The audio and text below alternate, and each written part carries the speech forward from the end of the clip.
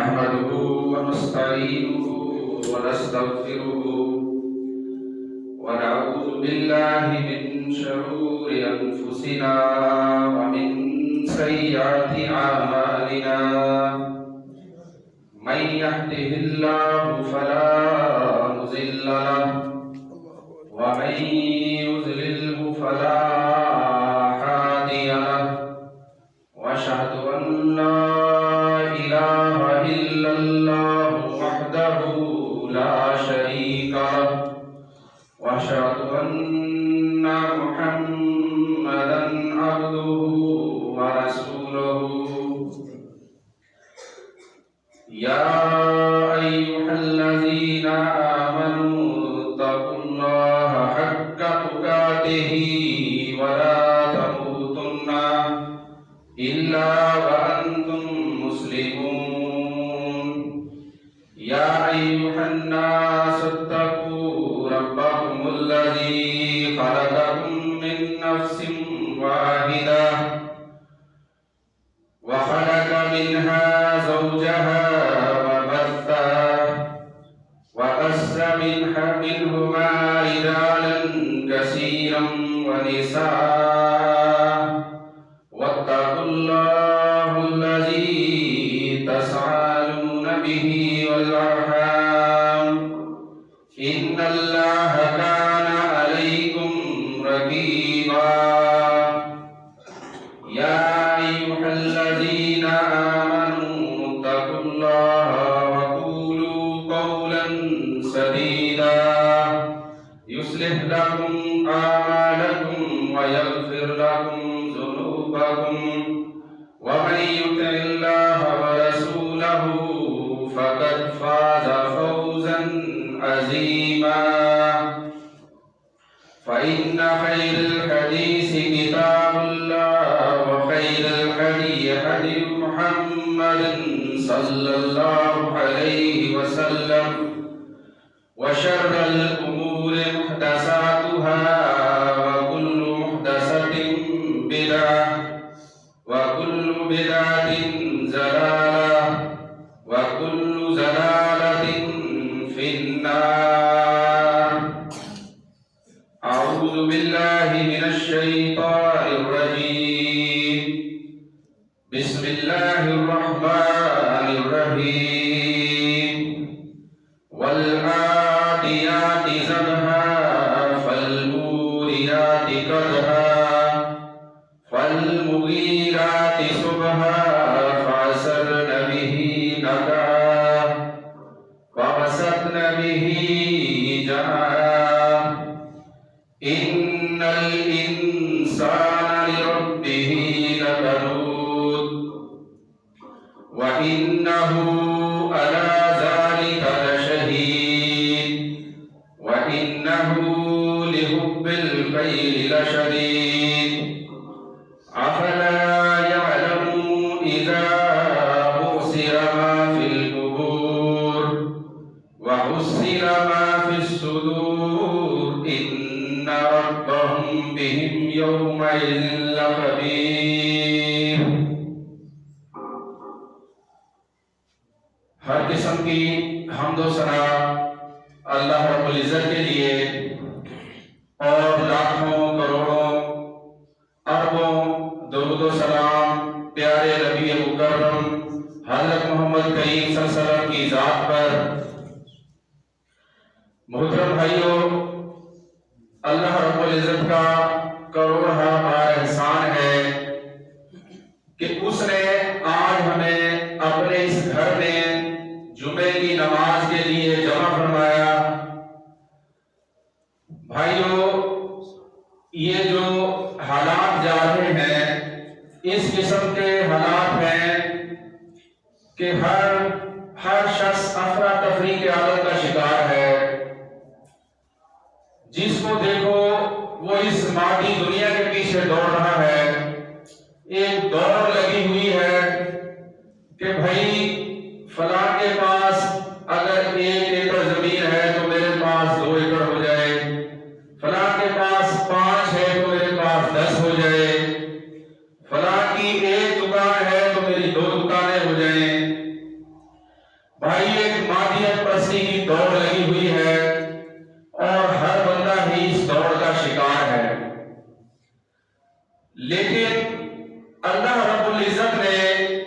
انسان کو کیا اس لیے پیدا کیا ہے؟ دنیا میں بھیجنے کا مقصد کیا ہے؟ انسان کو دنیا میں بھیجنے کا مقصد صرف ایک ہی ہے۔ اللہ رب العزت نے کس مقصد کے لیے انسان کو پیدا کیا؟ وَمَا خَلَقْتَ الْجِنَّ وَالْإِنسَ إِلَّا لِيَعْبُدُونِ، انسانوں اور جنوں کو صرف اپنی عبادت کے لیے پیدا کیا۔ اگر صرف اللہ رب العزت نے ہمیں اپنی عبادت کے لیے پیدا کیا ہے تو کیوں ہم اس دنیا میں کھو گئے ہیں؟ ہمیں اپنے گرد و پیش کی بھی خبر نہیں ہے، ہمیں اپنے اسلام کی بھی فکر نہیں ہے، ہمیں اپنے مسلمان بھائیوں کی فکر بھی نہیں ہے، ہمیں تو یہاں تک فکر نہیں ہے کہ میرے خاندان والے، میرے گھر کنبے والے، قبیلے والے، میں خود اللہ کے راستے پر چلوں اور جس مقصد کے لیے مجھے اللہ نے دنیا میں بھیجا ہے میں اس مقصد کو حاصل کروں، نہ کہ میں یہ مادیت پرستی کی جو دور ہے اسی میں لگا رہوں۔ بھائیوں، جیسا کہ ابھی حالات پوری دنیا کے آپ کے سامنے ہیں، ہوتا کیا ہے کہ پوری دنیا میں اس وقت مسلمان مظلوم ترین قوم بنے ہوئے ہیں۔ عالمی لیول پر سازشیں ہیں کہ رکنے کا نام نہیں لیتی، اتنی سازشیں کہ ان کا شکار اگر ہوتا ہے تو صرف مسلمان ہوتا ہے تو صرف رب کا قرآن ہوتا ہے یا پیارے نبی کی ذات ہوتی ہے یا پھر اس کا شکار مسلمان ہوتا ہے۔ ماضی میں اگر ہم تھوڑا سا پیچھے چلے جائیں تو لاکھوں مسلمانوں کا خون عراق میں بہایا گیا، 10 لاکھ کے قریب مسلمانوں کو امریکہ نے بمباری کر کے، بدترین قسم کی بمباری کر کے شہید کیا۔ پھر افغانستان کے حالات آ جاتے ہیں، افغانستان کے اندر کیا ہوتا ہے کہ ہمارے 10 لاکھ کے قریب مسلمان بھائیوں کا خون وہاں پر بہایا گیا۔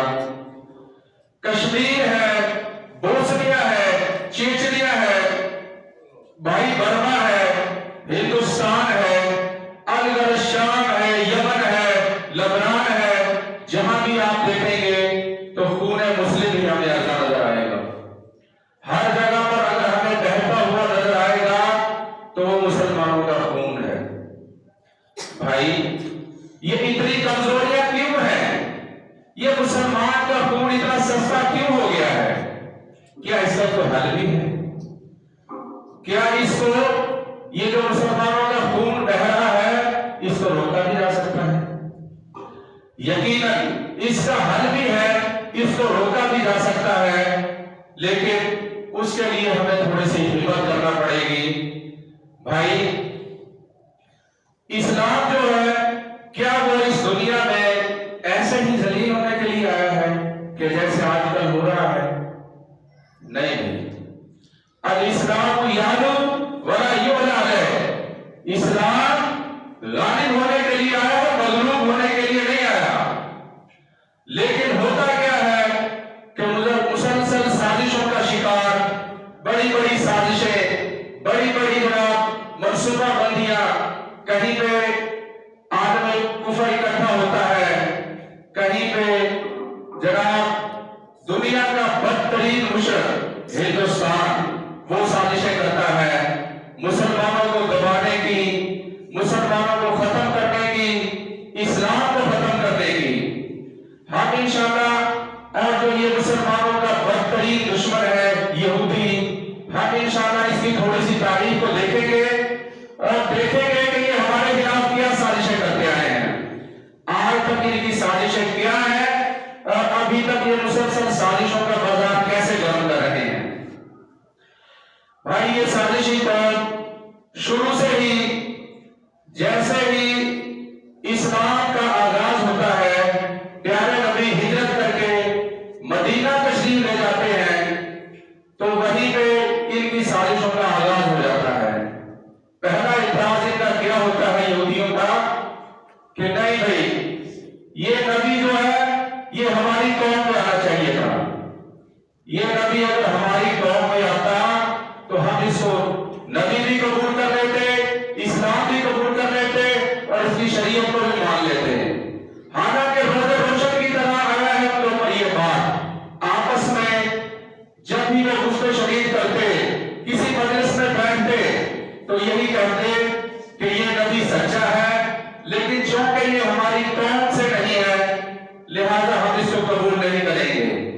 ریشہ دوانیوں کی حد تک یہاں تک آخر ہوتی ہے کہ جنگ احد کے موقع پر، جنگ خندق کے موقع پر یہودیوں کی سازشوں سے ان کا جو بڑا سردار ہے حی بن اخطب، وہ کوششیں کرتا ہے، کبھی یہودیوں کے پاس کبھی یہودیوں کے قبیلوں کو بھڑکاتا ہے، کبھی وہ مکہ جاتا ہے اور مشرکین مکہ کو یہ یقین دلاتا ہے کہ آپ اپنے لاؤ لشکر سمیت مدینہ پر حملہ کرو، ہم آپ کی مدد کریں گے ہر قسم کے ہتھیاروں کے ساتھ، افرادی قوت کے ساتھ، اور یہ ایک ایسا موقع آپ کو مہیا کریں گے کہ اسلام کی سلطنت کو مٹا سکتے ہیں۔ ہوتا کیا ہے کہ جناب مشرکین مکہ ان کے تیش دلانے سے ایک بہت بڑا لشکر تیار کرتے ہیں، 10,000 کا لشکر ہوتا ہے ان کا۔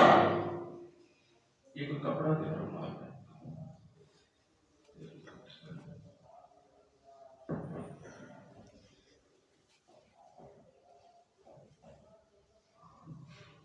10,000 کا لشکر مدینہ پر چڑھائی کے لیے پہنچتا ہے۔ 10,000 کا لشکر جب مدینہ پر چڑھائی کے لیے پہنچتا ہے تو سب سے اس میں جو بڑا کردار ہوتا ہے وہ ان یہودیوں کا ہی ہوتا ہے۔ حی بن اخطب بنو قریظہ کے پاس پہنچتا ہے اور ان سے عہد و پیمان کرتا ہے، کیا کہتا ہے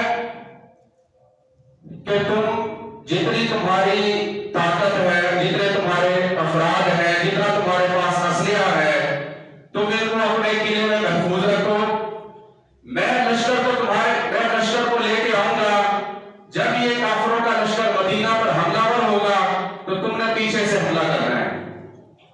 بھائی یہ عہد و پیمان کرنے کے بعد جب یہ یہودیوں کا یہ سارے معاملات آپس میں یہ طے کر لیتے ہیں دونوں سردار بنو قریظہ والے اور یہ حی بن اخطب، کیونکہ یہ حی بن اخطب وہ ذلیل ترین اور کمینہ ترین یہودی سردار ہے کہ جس نے پہلے بھی اسلام کے خلاف سازشیں، نبی علیہ السلام کی شان میں گستاخیاں، یہ اس کا وتیرہ تھا۔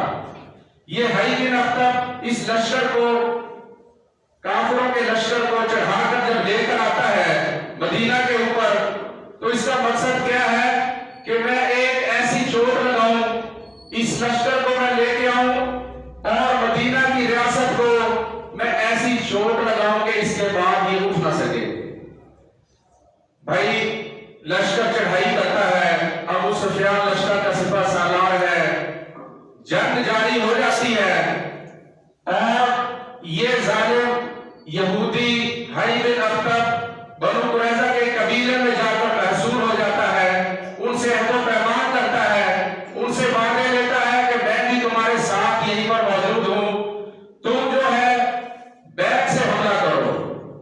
لیکن ہوتا کیا ہے کہ پیارے نبی علیہ السلام کو ان کی اس سازش کی خبر ہو جاتی ہے اور جب نبی علیہ السلام کو ان کی سازش کی خبر ہوتی ہے تو آپ صلی اللہ علیہ وسلم بڑے پریشان ہو کر اپنے چہرے کے اوپر کپڑا ڈال کر لیٹ جاتے ہیں کہ یہ یہودیوں کے مجھ سے عہد و پیمان کرنے کے بعد اتنی بڑی سازش کہ میری پیٹھ میں چھڑا گھونپنے کے مترادف ہے۔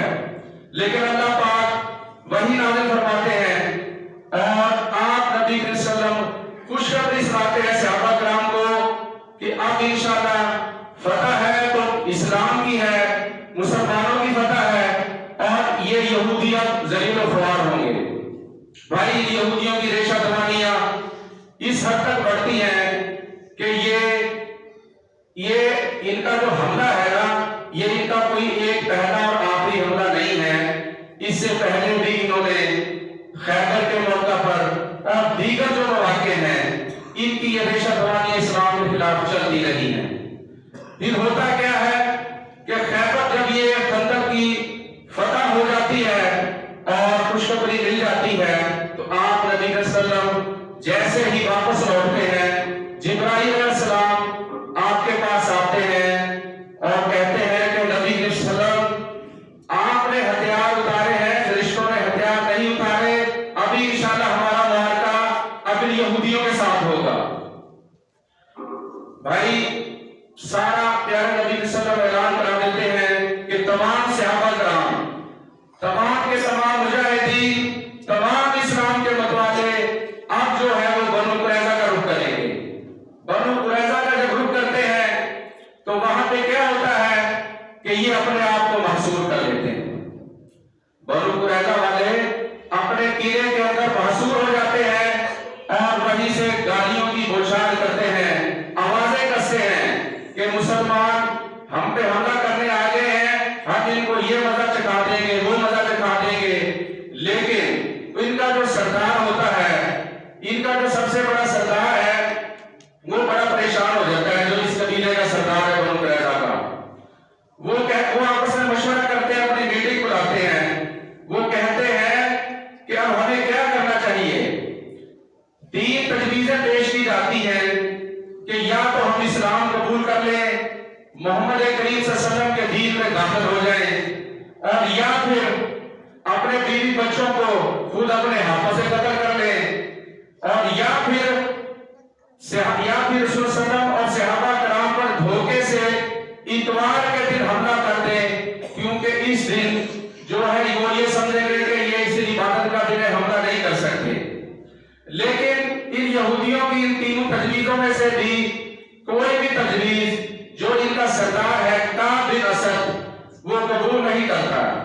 کیا کہتا ہے کہ تم میں سے کس کی ماں نے ماں کی کوکھ سے جنم لینے کے بعد ایک رات بھی ہوش مندی کے ساتھ نہیں گزاری؟ یہ تینوں تجاویز تمہاری قابل قبول نہیں ہے۔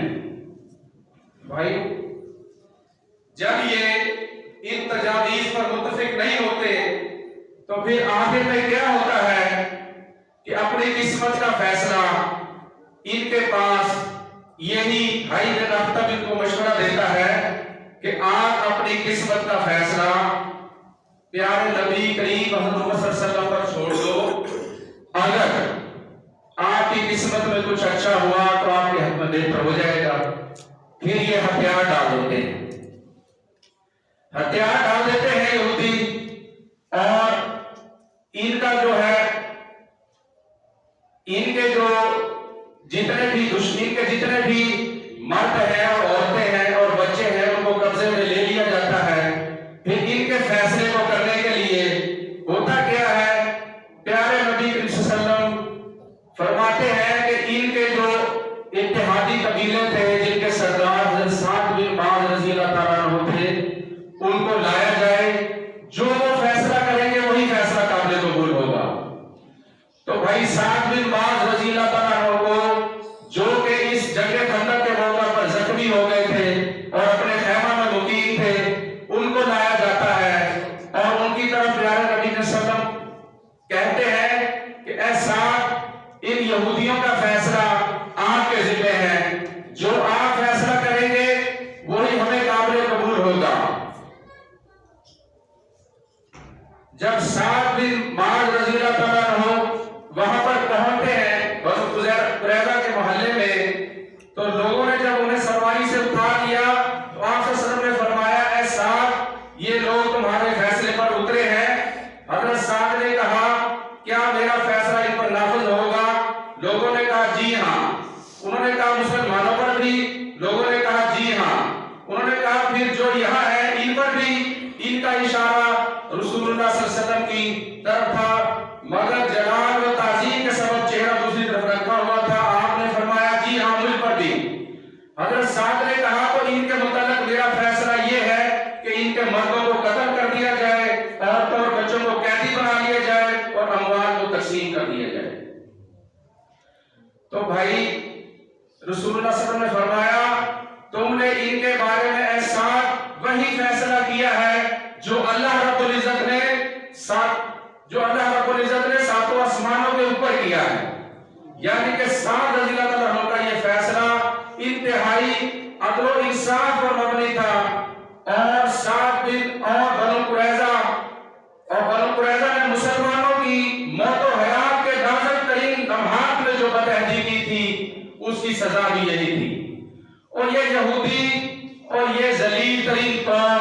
یہ شروع سے ہی مسلمانوں کے خلاف سازشیں کرتی آئی ہے۔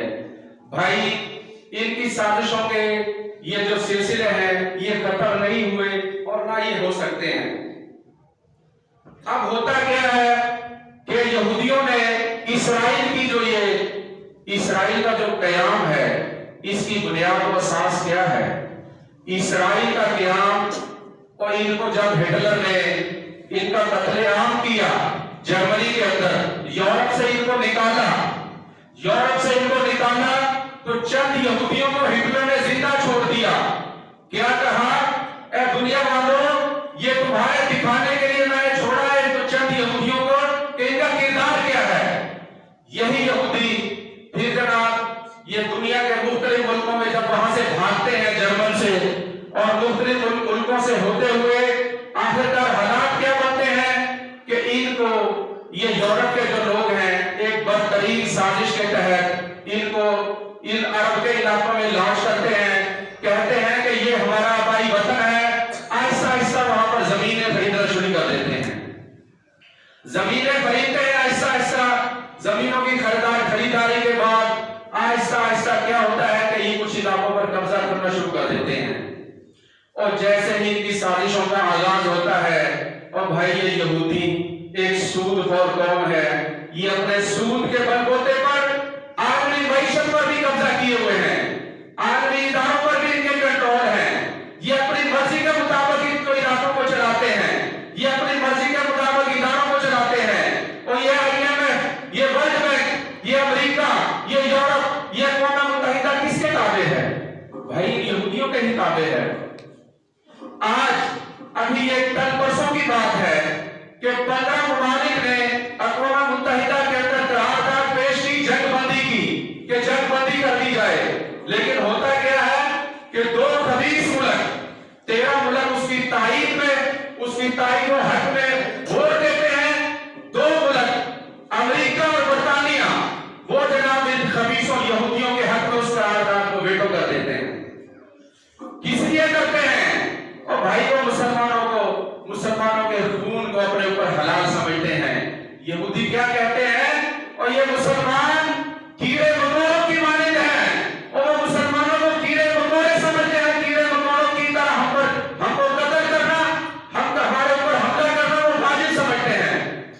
اب بھائی اب یہ جو حملہ ہوا ہے ابھی حالیہ پچھلے دنوں میں 28,000 کے قریب، ابھی یہ جو تازہ شمار کی گئی ہے تعداد یہ 30,000 کے قریب بنتی ہے۔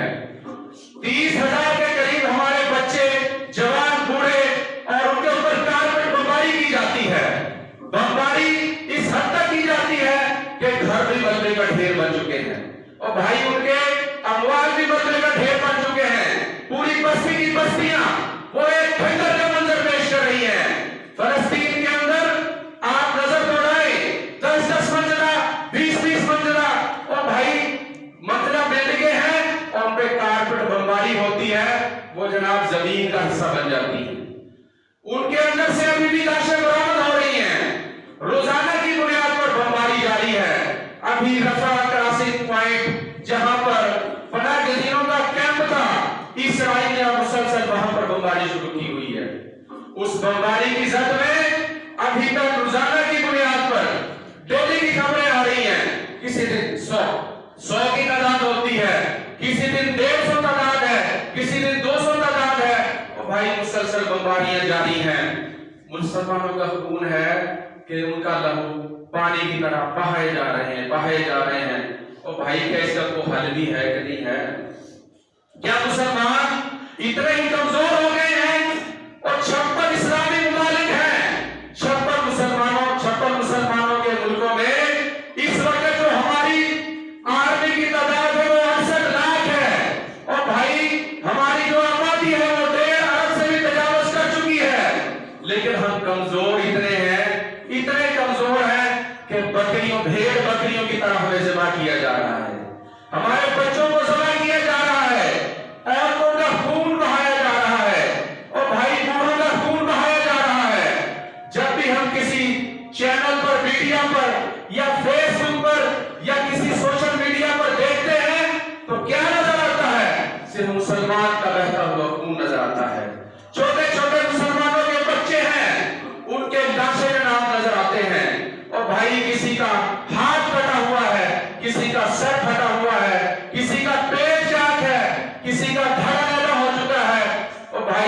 کیا ہم ان کا درد محسوس نہیں کرتے؟ پیارے نبی کا فرمان کہ تمام مسلمان ایک جسم کی مانند ہے، جسم کے اگر ایک حصے کو بھی تکلیف پہنچے تو جسم کا پورا جسم بے چین ہو جاتا ہے۔ آج ہم یہ عالم اسلام کے تمام مسلمان کیا ایک جسم کی مانند نہیں ہے کہ ہمیں اسی طرح تکلیف محسوس نہیں ہونی چاہیے کہ جس طرح پیارے نبی کا فرمان تھا کہ تمام مسلمان ایک جسم کی مانند؟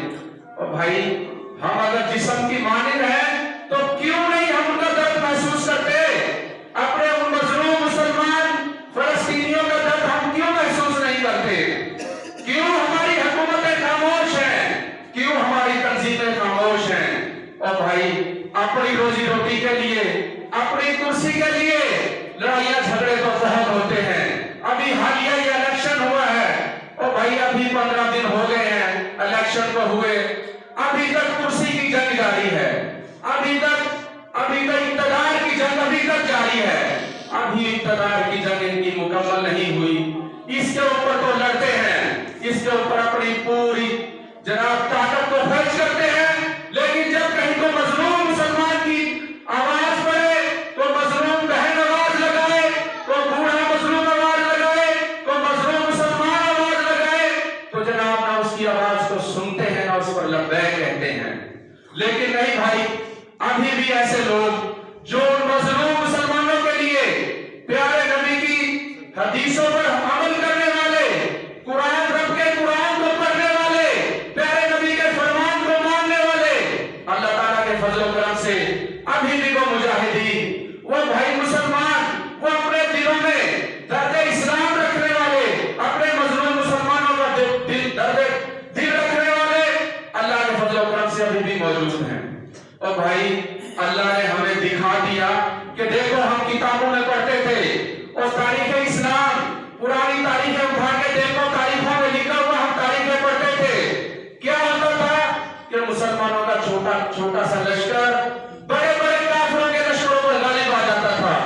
پوری تاریخ بھری بڑی ہے، اور بھائی دور لے لو، صحابہ کرام کا دور لے لو، خلفائے راشدین کا دور لے لو، اور یار اس کے بعد کے تم دیکھ لو، جنگ موتا کا واقعہ آپ کے سامنے ہے، 3000 کا اسلامی لشکر اور مد مقابل 2 لاکھ کا عیسائیوں کا لشکر۔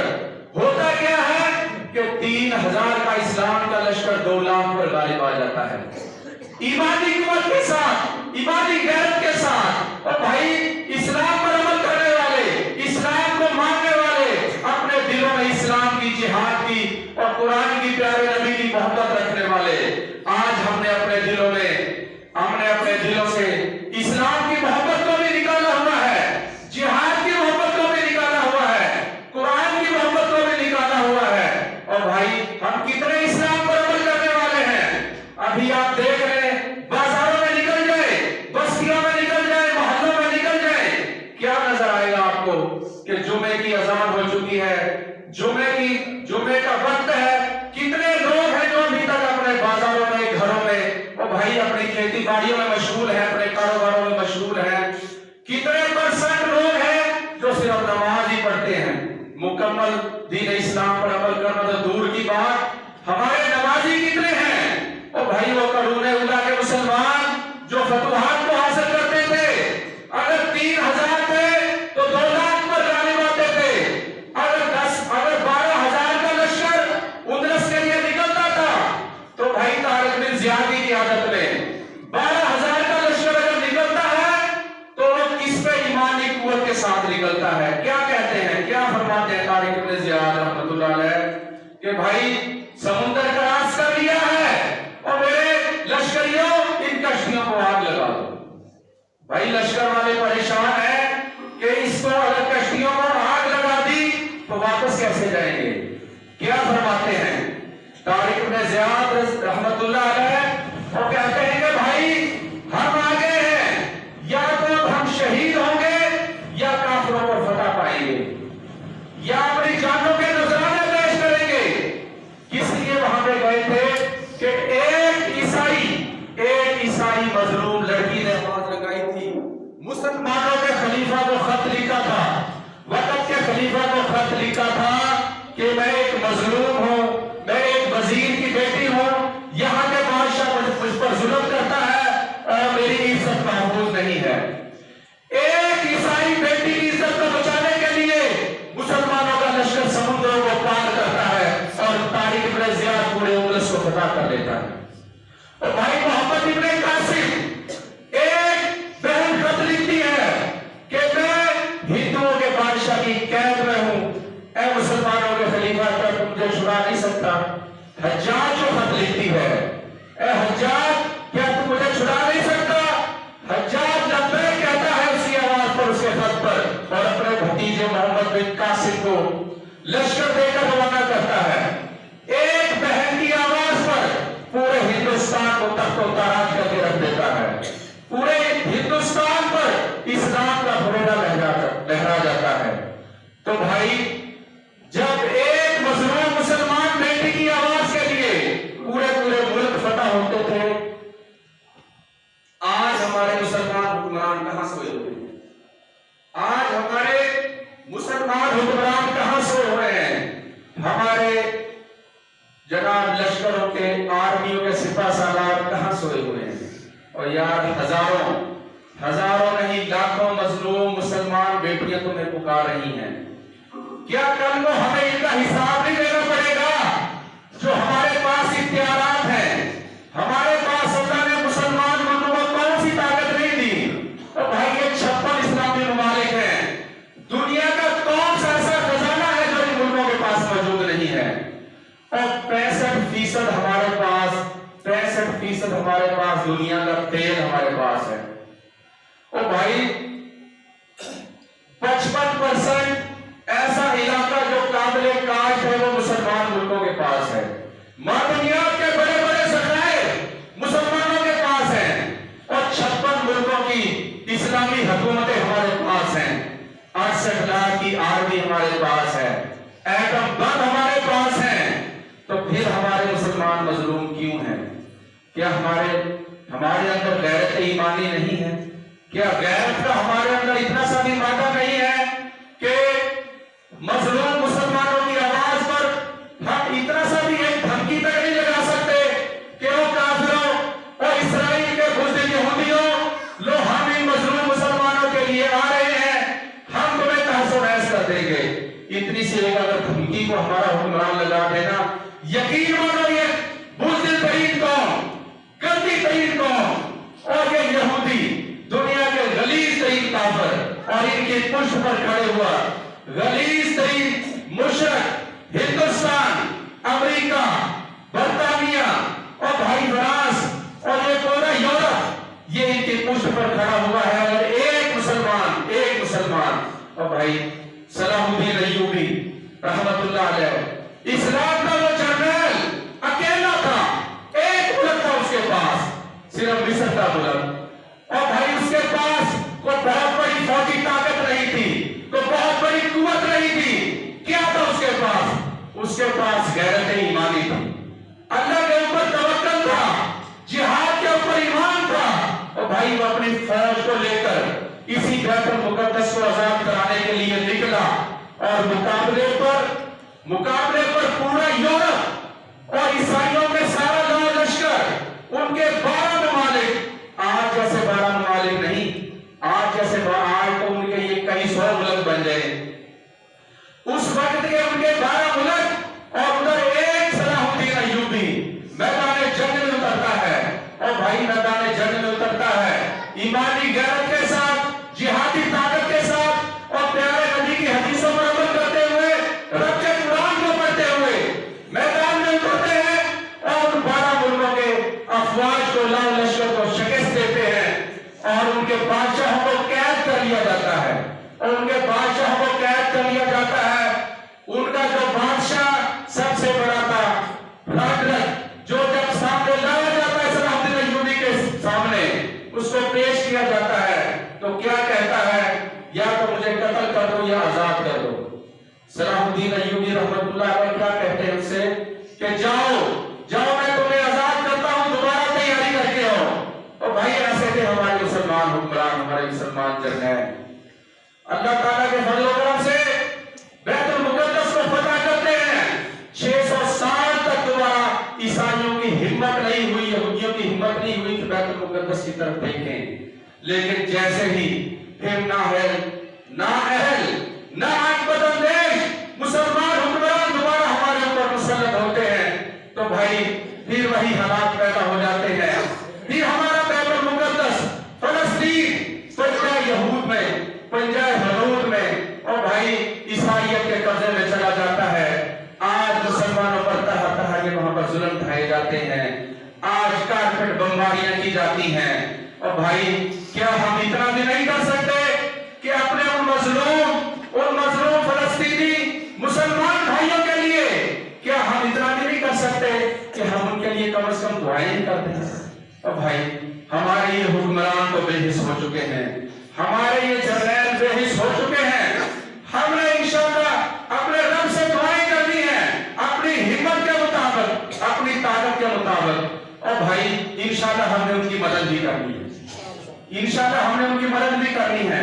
अल्लाह ताला के फजल और करम से आपकी ये जमात हमारे ऊपर लाख ये जनाब पाबंदियां लगाए, जगरबंदियां लगाए, जेलों में कैद करें और नजरबंदियां लगाए, हमारे इदारों को जनाब ये कब्जे में ले ले, लेकिन अल्लाह ताला के फजल और करम से ये जमात और ये जिहाद के काम से बाहर नहीं आ सकती, ये रब के फरमान को बुलंद करने से बाहर नहीं आ सकती, और ये प्यारे नबी की तौहीद को कायम करने से, प्यारे नबी की तौहीद का निजाम लाने से इंशाअल्लाह बाहर नहीं आ सकती। हमारा अल्लाह ताला के फजल और करम से हमारे जिस्मों से खून का जब तक एक कतरा भी बाकी है, खून का एक कतरा भी हमारे अंदर बाकी है, हम इंशाअल्लाह इस्लाम की खातिर और प्यारे नबी के फरमान को बुलंद करते रहेंगे, अल्लाह के नाम को बुलंद करते रहेंगे। अल्लाह ताला के फजल और करम से अभी भी फलस्तीन के अंदर आपके भाई मसरूफ अमल है। अल्लाह के फजल और करम से मुस्लिम मेडिकल मिशन के नाम से हमारा एक वहां पर सेटअप कायम है, मुस्लिम मेडिकल मिशन के नाम से। पिछले दिनों में जो हमास के सरबराह हैं डॉक्टर खालिद मिशल साहब, उनके साथ बाकायदा तौर पर मीडिया के सामने आकर कतर के अंदर प्रेस कॉन्फ्रेंस की गई और ऐलानिया तौर पर यह कहा गया हमारी जमात की तरफ से कि हम अपने मजलूम मुसलमान फलस्तीनियों के साथ खड़े हैं अल्लाह ताला के फजल और करम से। और स्पेशली तौर पर फलस्तीन के मुजाहिदीन का नुमाइंदा वफद अमीर मोहतरम से आकर मिला है और अमीर मोहतरम को यही कहा है कि हम आपका शुक्रिया अदा करते हैं, आप इन मसाइल हालात में पाबंदियों के बावजूद मजलूम फलस्तीनियों के साथ खड़े हैं। भाई मुझे बताएं कि कौन सी ऐसी जमात है कि जो मजलूम पूरी दुनिया में कहीं भी तो मजलूम मुसलमान आवाज लगाता है, चाहे वो फलस्तीन का मुसलमान हो, कश्मीर का मुसलमान हो, बर्मा का मुसलमान हो, चेचनिया का मुसलमान हो, बोस्निया का मुसलमान हो, और भाई वो बर्मा का मुसलमान हो, किसी मजलूम मुसलमान ने पूरी दुनिया के किसी भी कोने से, किसी भी खित्ते से आवाज लगाई है, तो उन मजलूमों की आवाज पर लगता है किसने कहा है? यही आपकी जमात अल्लाह ताला के फजल और करम से हर जगह पर मैदान अव्वल में खड़ी होती है और 10,000 के करीब अब तक हमने अपनी जानों के नजराने पेश किए हैं। 10,000 के करीब हमारे नौजवान जिन्होंने अपनी जानों के नजराने पेश किए हैं। और भाई वो कहां से गए? वो यहीं के रहने वाले थे, इन्हीं बस्तियों के, इन्हीं शहरों के, इन्हीं गली मोहल्लों के रहने वाले थे।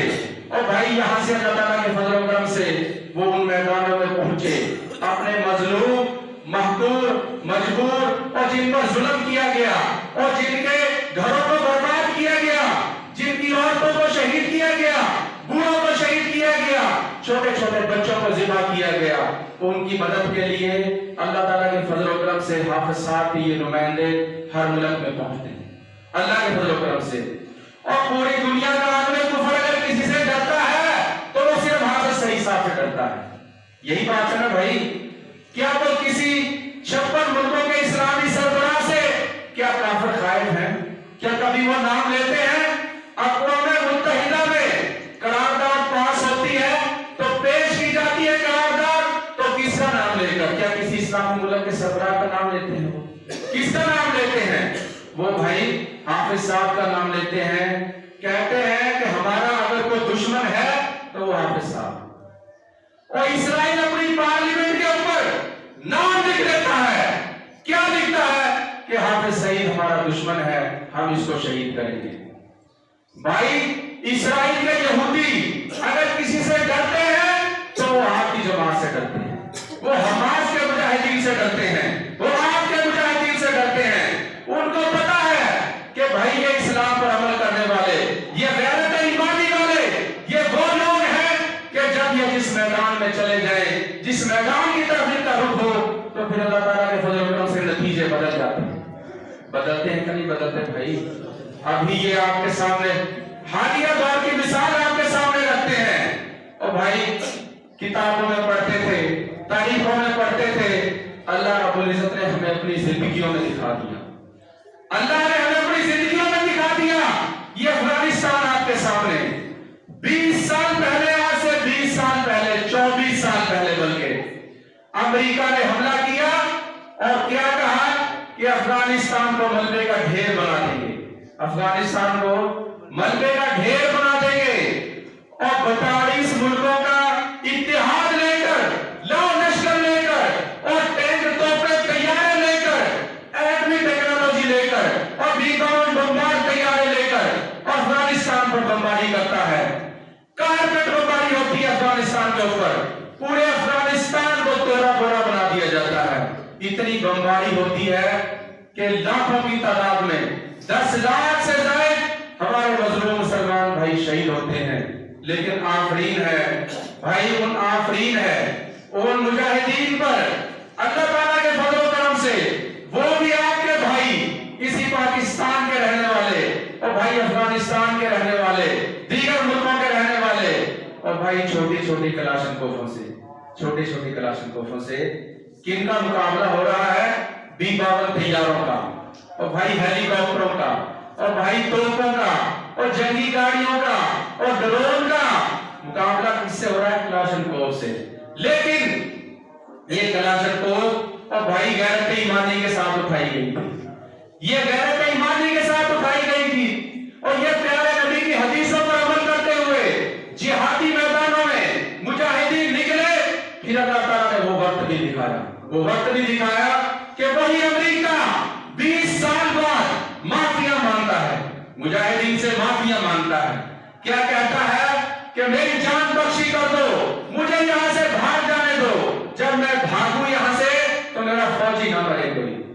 بھائی وہ امان مانگتا ہے, وہ پناہ مانگتا ہے, پوری مجاہدین سے سلو کرنا چاہتا ہے, اور پھر دم دبا کر جو ٹائم اس کو دیا جاتا ہے اس ٹائم سے پہلے ہی دم دبا کر رات کی تاریکیوں میں اپنے اسلحے کو چھوڑ کر, اپنے ڈالروں کے بھرے ہوئے بینکوں کو چھوڑ کر, اپنی گاڑیوں کو چھوڑ کر, اپنے طیاروں کو چھوڑ کر, اپنے ہیلی کاپٹروں کو چھوڑ کر, اور اپنے اور بھائی جو غدار اس کے ساتھ لگے ہوئے تھے ان کو چھوڑ کر رات کی تاریکیوں میں امریکہ کا فرار پھر دیکھا نا آپ نے.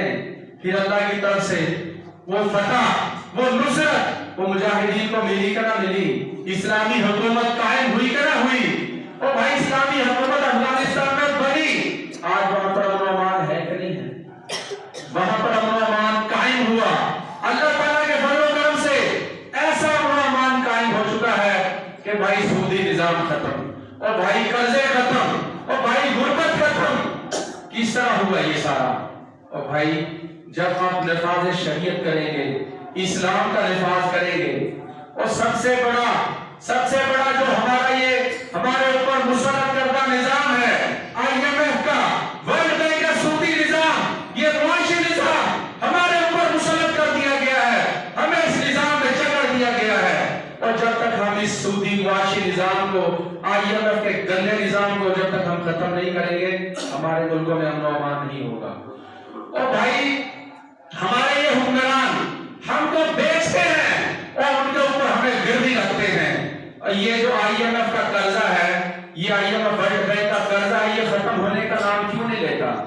مجھے آپ بتائیں, کیا جس سسٹم سے یہ ہمارے حکومتیں چل رہی ہیں, یہ 70 سالوں سے قرضے کو بڑھا رہی ہیں, آئندہ یہ 70 سالوں میں اس قرضے کو ختم کر سکتی ہیں؟ ان کے بس کا روگ نہیں ہے. اور بھائی یہ قرضے کو ختم نہیں کر سکتی.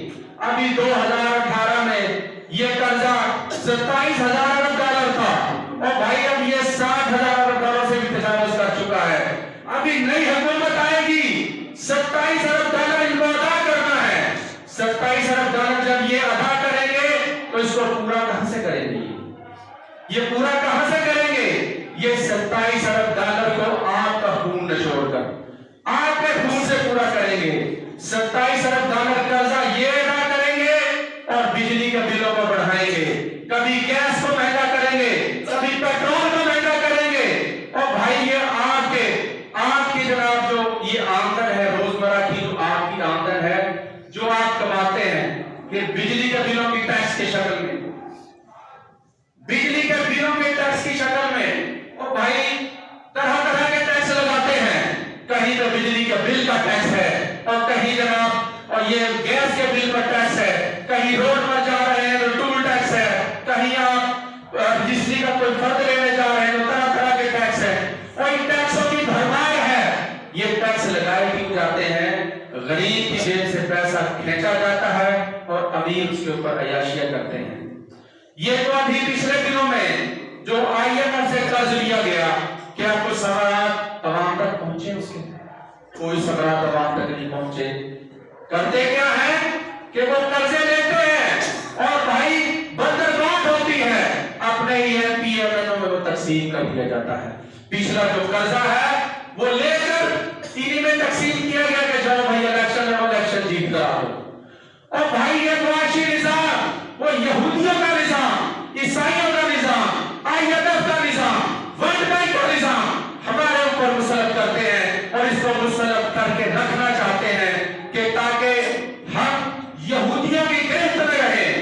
यहूदी की गिरफ्त में ये जो हमारे ऊपर मुसल्लत है, चंद सौ खानदान हैं, ये असल में यहूदियों के एजेंट हैं, ये अमेरिका के एजेंट हैं, ये उनके एजेंडे को हमारे ऊपर मुसल्लत करते हैं और बार बार ये हमारे ऊपर हुकूमतें करते हैं, बार बार उनकी पॉलिसियों को मुसल्लत करते हैं। अभी भी अगर ये हुकूमत नहीं बनने जा रही है, खैर की तवक्को तो इनसे कोई है नहीं, लेकिन करेंगे क्या? सबसे पहले उन्होंने IMF से कर्जा ही लेना है। पहले किस्त अदा करेंगे, फिर कर्जा लेंगे और फिर अगली किस्त उससे अदा करेंगे। और जनाब वो कर्जों की एक जनाब तह की तह, दबीज तह के नीचे हमें वो दबा देंगे और फिर हमारी आने वाली नस्लें भी उसी कर्जे की तह में, एक बच्चा भी पैदा होता है तो 5 लाख रुपए का मकरूज होता है। ऐसा ही है ना भाई, एक मुसलमान बच्चा, पाकिस्तानी बच्चा जब वो पैदा होता है तो 5 लाख रुपए का मकरूज है। ये कर्जा हमारे ऊपर बढ़ता ही जा रहा है, मुसलसल बढ़ता ही जा रहा है। और भाइयों हमने इंशाल्लाह अब लौटना है, हमने लौटना है अल्लाह ताला के फजल और करम से। हमने इनके चेहरों को पहचानना है, इन यहूदियों के किरदार को भी पहचानना है कि ये मुआशी तरीके से और मुआशी झगड़बंदियों के तरीके से सूद दर सूद, सूदी निजाम के जरिए से मुसलमान मुल्कों को उन्होंने झगड़ा हुआ है, मुसलमान हुक्मरानों को झगड़ा हुआ है। चंद सौ खानदान है, पाकिस्तान के चंद सौ खानदान है जो कि पाकिस्तान को IMF के पास, वर्ल्ड बैंक के पास, अमेरिका के पास गिरवी रख देते हैं, फिर वो अपनी मर्जी की पॉलिसियां लाते हैं। कभी हमारे निसाब से इस्लामियात को खारिज करते हैं, कभी जिहादी आयात को निकालते हैं, कभी वो हमारे निजामों को बदलते हैं, कभी वो जनाब मुआशरों को चेंज करने की कोशिश करते हैं और कभी गैर इस्लामी बिलों को पास कराते हैं, कभी वो खत्म नबूवत पर डाका डालते हैं, खत्म नबूवत बिल को पास कराते हैं असेंबली से, और कभी भाई वो ट्रांसजेंडर बिल जैसी गलीज हरकतें करते हैं, गंदे गंदे बिलों को पास करवाते हैं जो बिल्कुल इस्लाम से मुखातिब है, इस्लाम के सरासर खिलाफ है। हमारे वो माल के दाम तो है ही है, माल को लूट लूट कर IMF की तरफ, वर्ल्ड बैंक की तरफ मुंतकिल तो किया जा रहा है, वो हमारे दीन इस्लाम पर भी डाका डालते हैं। हमारे बच्चों के दिलों से, हमारे दिलों से इस्लाम की मोहब्बत को खुरकना चाहते हैं कि अगर इनके दिलों में इस्लामियात को ये पढ़ेंगे और भाई ये जिहादी निसाब को पढ़ेंगे तो मुसलमान बनेंगे और जिहादी मुजाहिदीन बनेंगे। वो हमारी इस्लामियात में से आयात को किस लिए निकालते हैं? मकसद क्या है उनका? यही मकसद है ना कि इनके निसाब को खत्म कर दो, इस्लामी निसाब खत्म होगा तो ये हमारी मर्जी के मुसलमान होंगे। फिर इनका नाम تو محمد عبداللہ اور عبد الرحمان ہوگا، اور لیکن یہ اندر سے ہمارے IMF کے غلام، ہمارے ورلڈ بینک کے غلام، امریکہ کی پالیسیوں پہ تسلیم کرنے والے، یہ اندر سے وہ ہمارے غلام ہوں گے کہ جو ان کو ہم حکم دیں گے وہ اسی پر عمل کریں گے۔ بھائیو، ہم نے انشاءاللہ لوٹنا ہے، اسلام کی طرف لوٹنا ہے۔ اگر ہم غلبہ دین چاہتے ہیں، غلبہ اسلام چاہتے ہیں، اور پیارے نبی کریم حضرت محمد صلی اللہ علیہ وسلم کی حدیثوں کا نفاذ چاہتے ہیں، لا الہ الا اللہ کا نفاذ چاہتے ہیں، اور رب کے قرآن کا نفاذ چاہتے ہیں، پیارے نبی کے فرمان کا نفاذ چاہتے ہیں، تو پھر ہمیں اپنے دین کی طرف لوٹنا ہوگا۔ ہمیں پھر اسلام کی نشستہ ثانیہ کو انشاءاللہ اس کو پھر لوٹانا ہوگا، اسی اپنے اسلام کی طرف لوٹنا ہوگا۔ ان اپنے حکمرانوں کو آئینہ دکھانا ہوگا کہ ان کافروں کے قرضوں سے نکلو، IMF کے قرضے سے نکلو، ورلڈ بینک کے قرضے سے نکلو، سودی نظام کو ختم کرو۔ اور بھائی، جب آپ قرآن کی طرف لوٹو گے، اسلام کی طرف لوٹو گے، پیارے نبی کے فرمان کی طرف لوٹو گے، تو پھر انشاءاللہ اللہ کی طرف سے پھر رحمتوں کا نزول بھی ہوگا۔ اور جب یہ سودی نظام ختم ہوں گے، اور یہ رب کی نافرمانیاں اور یہ رب کی بغاوتیں ختم ہوں گی، تو پھر رب کی رحمتیں بھی انشاءاللہ نازل ہونا شروع ہو جائیں گی۔ اور بھائی، افغانستان میں رب کی رحمتیں نازل ہونا شروع ہوئی کہ نہیں ہوئی؟ وہاں پہ سودی نظام ختم ہوا، اور وہاں پہ اور اسلام کا نفاذ ہوا۔ آج وہاں پر تیل نکل رہا ہے، وہاں پر سونا نکل رہا ہے، چاندی نکل رہی ہے، اور بھائی وہاں پر معدنیات نکل رہی ہیں، اور یہ ہر قسم کی معدنیات، اور بھائی سونا، چاندی، تیل، کوئلہ، کون سی ایسی اللہ کی نعمت ہے جو پاکستان میں موجود نہیں ہے؟ پاکستان میں بھی اللہ تعالیٰ کے فضل و کرم سے اور بے بہار کی نعمتیں موجود ہیں۔ سونے کے بڑے بڑے ذخائر کیا ریکارڈ بلوچستان میں موجود نہیں ہے؟ اور بھائی تک تیل کے ذخیرے موجود نہیں ہے، اور گیس کے ذخیرے موجود نہیں ہے، اور کوئلے کی کانیں نہیں ہیں، نمک کی کانیں نہیں ہیں۔ اللہ کے فضل و کرم سے ہر قسم کی نعمت، ہر قسم کی نعمتیں موجود ہیں، معدنیات موجود ہیں، صرف ان کو استعمال کرنے والا اور کوئی، یا اللہ ہمیں کوئی ایسا ایک حکمران دے دے کہ جو تیرے دین سے محبت کرنے والا، تیرے نبی کے فرمان کو پڑھنے والا، یا اللہ تیرے قرآن کو سنانے والا، اور یا اللہ تیرے دین کا نفاذ کرنے والا کوئی ایسا ہمیں حکمران عطا فرما دے۔ واحد خدا الحمدللہ۔